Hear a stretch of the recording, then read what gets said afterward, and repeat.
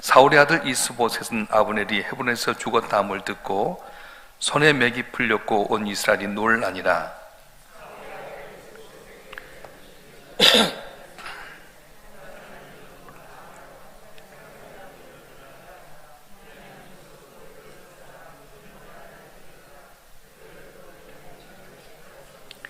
일찍이 브레로 사람들이 깃다임으로 도망하여 오늘까지 거기에 우거함이더라.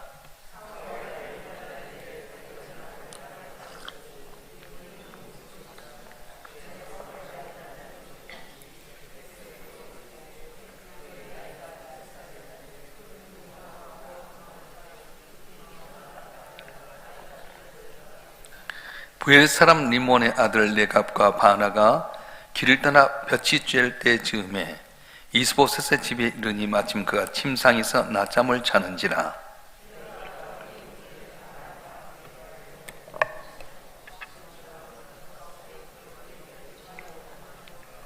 그들이 집에 들어가니 이스보셋이 침실에서 침상에 누워 있는지라. 그를 쳐 죽이고 목을 베어 그의 머리를 가지고 밤새도록 아라바 길로 가.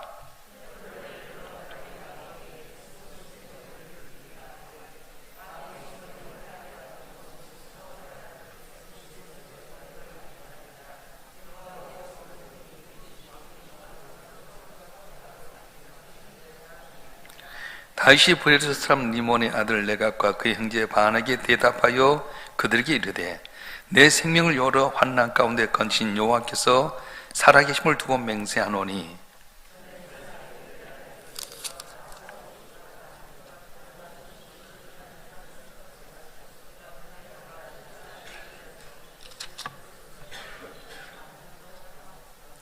하물며 악인이 의인을 그의 집에 침상에서 죽인 것이겠느냐.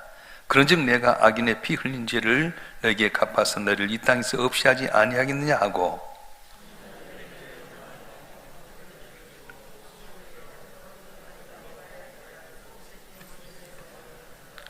헤브론에서 아브넬의 무덤에 매장하였더라. 아멘. 사람이 인간관계의 모습을 맺고 사는 유형인데 여러 가지 유형이 있습니다. 하나는 매듭을 풀려고 애쓰는 사람이 있습니다. 대인관계 속에서 어떻게 하든지 묶였던 걸 풀어보려고 노력합니다. 그래서 용서를 빌고 관계를 회복하고 또 껄끄럼을 지우려고 합니다. 할 수만 있으면 모든 사람 화목하게 살려고 하는 한 부류가 있습니다. 근데 어떤 사람은 매듭을 맺는 사람이 있습니다. 처음엔 좋았다가 나중에 보게 되면 항상 매듭을 맺고 끝내는 사람이 있습니다. 뭐 세상에 너 같은 사람이 없는 줄 아느냐? 그럼 왕래를 끊어버립니다. 이 사람과 매듭 맺고 저 사람과 매듭 맺고 위 사람과 매듭 맺고 아래 사람과 매듭 맺고 그럼 이런 사람들 어떤 삶을 사냐? 결국 애롭고 고독한 삶을 살 수밖에 없습니다. 주님께서 뭐라고 말씀하셨습니까? 마태복음 18장 18절에 보면 이렇게 말씀하셨는데 한번 읽어볼까요? 시작. 진실로 너에게 이르노니 무엇이 너희가 땅에서 매면 하늘에서 매일 것이요 먼 땅에서 풀면 하늘에서도 풀리리라. 아멘. 여러분이 풀리는 인생을 살려면 이 땅에서 풀면 살아야 돼요.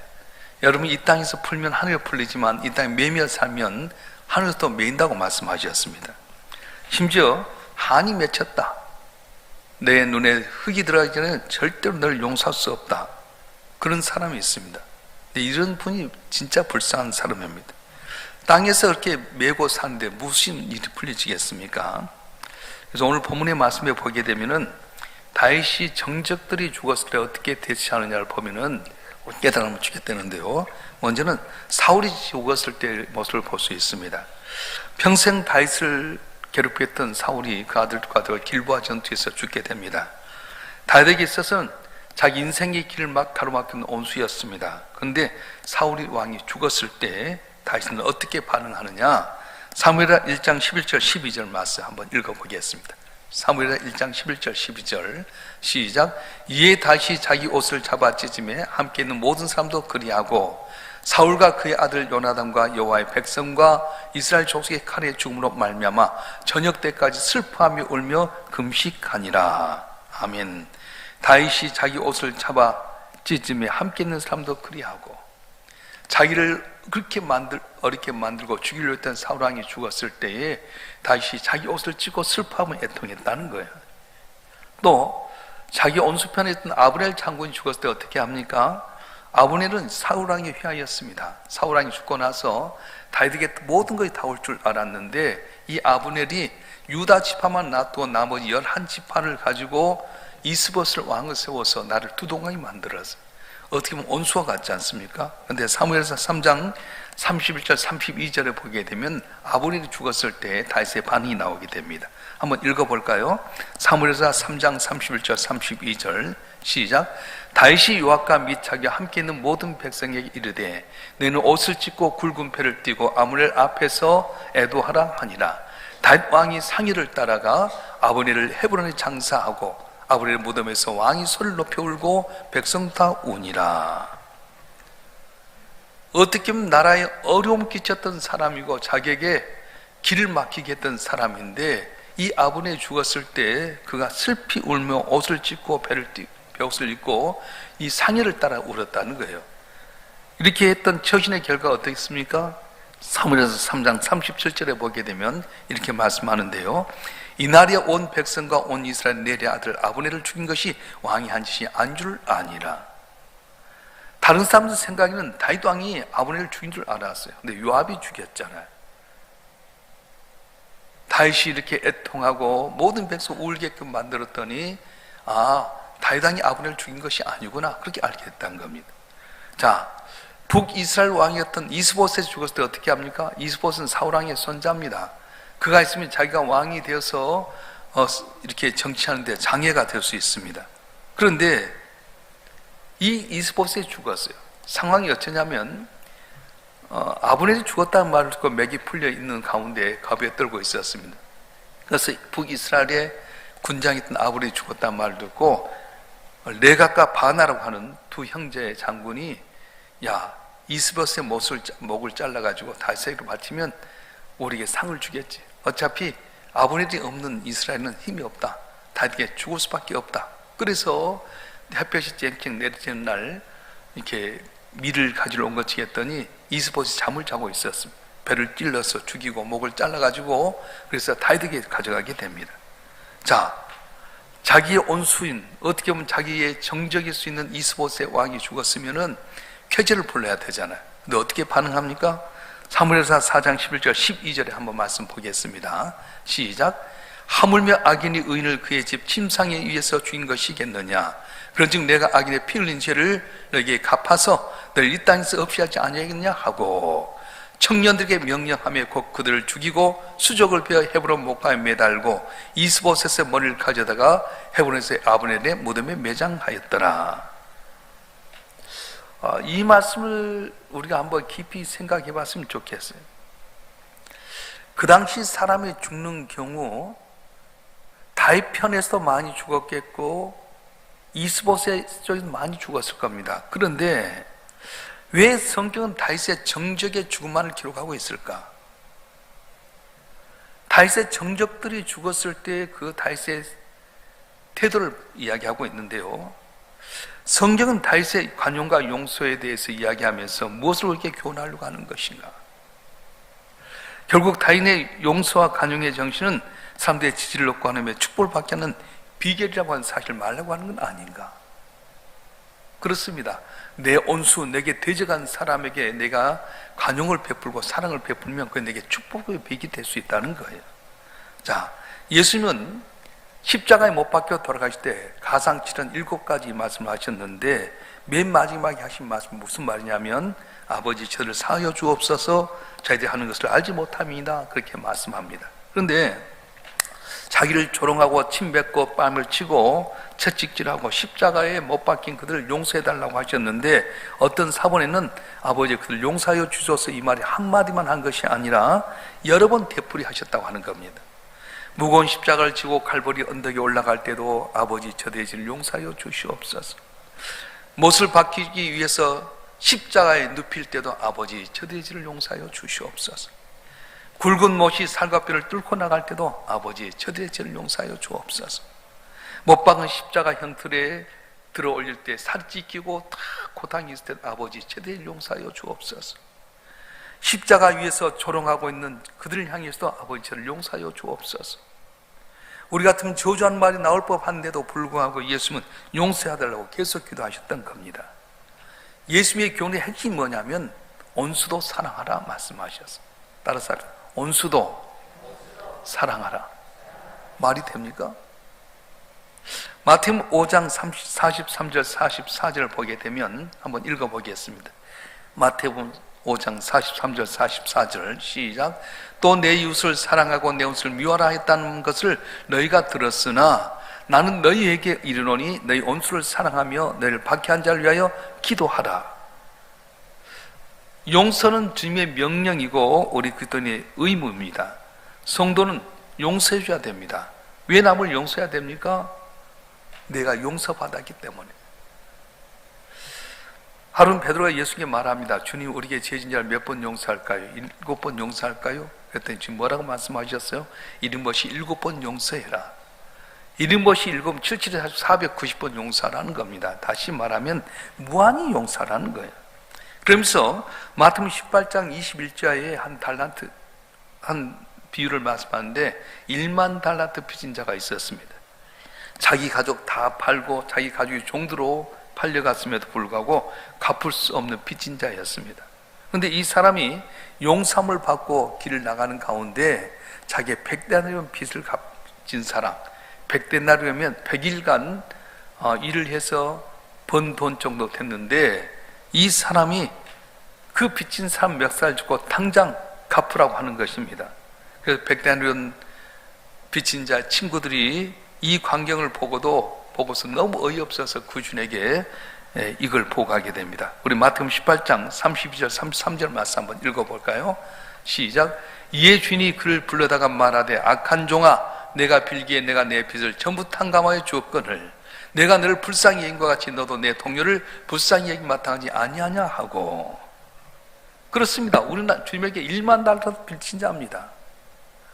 내 평생 다 해도 내 가족이 다 종로 팔려가서 별것 다 해도 갚을 수 없는 엄청난 빚을 탕감받는 사람인데 내게 100데나리온 빚진 자 용서 맺어주면 주님께서 우리로 하여금 당장 갚으라고 벌을 줄 거라고 하는 겁니다. 물질적인 손을 입혔기 때문에, 정신적인 손에 입혔기 때문에 용서할 수 없다고, 내 눈에 흙이 들어가면 너를 보지 않겠다고? 그러면 걸린다는 거예요. 우리가 주님 앞에 십자가에 못 박혀 돌아가기까지 날 희생하신 주의 보혈로 말미암아 영원한 구원을 얻었어. 영원한 지옥의 형벌에 빠져 우리가 천국 가기도 하며 자녀된 놀라운 은혜를 받았기 때문에 오늘 우리에게 잘못한 사람 용서로 말씀하셨어요. 이런 마음속에 아직도 마음속으로 용서하지 못한 것, 풀리지 못한 것 있습니까? 용서하시길 바랍니다. 그렇지 아니하면 주께서 내가 너에게 용서해 준 거 다 갚으라고 할 때가 있다는 거예요. 그래서 주님께서 우리를 용서하라고 하신 것은 내가 바로 용서받았기 때문에 너희도 남을 용서하라고 말씀하는 겁니다. 자, 두 번째는 기독교인이 온수 갚는 길이 뭐냐면 용서하는 거라는 거예요. 우리 온수 갚을 때 내가 눈은 눈으로 이는 이로 갚으라고 생각하지만 예수님은 남을 용서하는 것이 온수 갚는 거다 말씀합니다. 로마서 12장 20절 21절 말씀 한번 볼까요? 시작. 내 온수가 줄이거든 먹이고 목마르거든 마시게 하라. 그리함으로 내가 숯불을 그 머리에 쌓아 놓으리라. 악에게 치지 말고 선으로 악을 이기라. 아멘. 기독교인의 온수 갚는 것은 뭐냐면 선으로 악을 이기라고 말씀하셨어요. 줄이거든 먹여라. 목마르거든 마시게 해라. 고독이거든 찾아가 위로해라. 어려움 당하거든 같이 고통을 나누라. 이렇게 선으로 악을 갚으면 숯불을 그 머리에 올려놓은 것 같다 말씀하는 거예요. 숯불을 그 머리에 올려놓은 것 같다. 그 말 뜻이 무엇입니까? 내가 이렇게 하면 상대방이 심히 부끄러움을 느낀다는 겁니다. 여러분, 숯불을 머리에 올려놓으면 뜨끈뜨끈하지 않겠어요? 얼굴이 빨개지지 않겠어요? 온수 갚는 걸 악으로 갚으면 다 너나 나 치고받을 텐데 선으로 악을 이기면 그분 얼굴이 뜨뜻하게 될 만큼 부끄러워진다는 것입니다. 아, 난 저 사람이 몹쓸 짓 했는데 저는 내게 선한 일을 하는구나. 나 참 부끄럽다. 사람 사는 도리는 제대로 못하고 어떻게 그 사람 얼굴 보나? 얼굴이 붉어지게 된다는 겁니다. 첫 번째 순교했던 스데반이 돌에 맞아 죽을 때 어떤 모습입니까? 회심하기 전에 사울이 그 자리에 있었어요. 스데반 돌로 쳐는데 앞장섰잖아요. 옷을 갖고 있으면서 다 스데반 돌 치는데 부추겼는데 스데반이 죽으면서 뭐라고 말해요? 주여 이 죄를 저들에게 돌리지 마옵소서. 우리 같으면 고래고래 소리 지르면서 저주하고 죽어야 될 텐데 주여 이 죄를 저들에게 돌리지 마옵소서. 바울이 충격받았겠어? 안 받았겠어? 충격받는 겁니다. 그래서 바울이 회심할 수 있는 첫 번째 단추가 뭐냐면 바로 스데반이 돌에 맞아 죽으면서도 얼굴이 환하게 변하면서 저들의 죄를 저들에게 돌리지 마옵소서 용상을 보면서 회심하는 계기가 되었다는 것입니다. 아, 뭔가 있어. 예수 믿는 사람은 뭔가 달라. 그래, 나도 달라지겠다. 그런 마음가 있다는 겁니다. 사랑하는 성도 여러분, 우리가 내게 마음 아프게 하고 어렵게 하는 자들을 향해서 내가 사랑하고 용서하고 오히려 선을 베풀면 그들이 나의 모습을 보면서 역시 예수 믿는 사람 달라. 그래, 뭔가 있어. 그러지 않겠어요? 왜 손양원 목사님이 위대한 목사님입니까? 왜 사랑이 온자탄으로 하는 겁니까? 자기 두 아들들 죽였던 그 온수를 죽일 수 있는데도 불구하고 용서해달라고 자기 양아들 삼았어요. 할 수 없는 거잖아. 이런 사랑 때문에 많은 사람이 사랑이 온자탄 우리 손양원 목사님 통해 주 앞에 돌아왔다는 거예요. 우리 믿는 성도들이 눈은 눈으로 이는 이로 갚는 그런 시대가 아니라 그런 세상이 아니라 주의 사랑으로 내가 용서 많이 받았기 때문에 용서해주고 우리 온수 갚는 거 용서하는 사실을 깨닫고 용서해주게 될 때에 그들이 우리의 모습을 보면서 주 앞에 돌아오는 귀한 은혜가 있어질 줄 믿습니다. 할렐루야.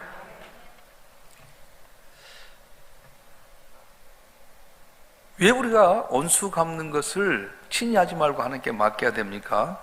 하나님의 일이기 때문에 그렇습니다. 로마서 12장 19절 말씀 볼까요? 로마서 12장 19절 말씀 시작. 내 사랑하는 자들아 너희가 친히 온수 갚지 말고 하나님의 진노하심에 맡기라.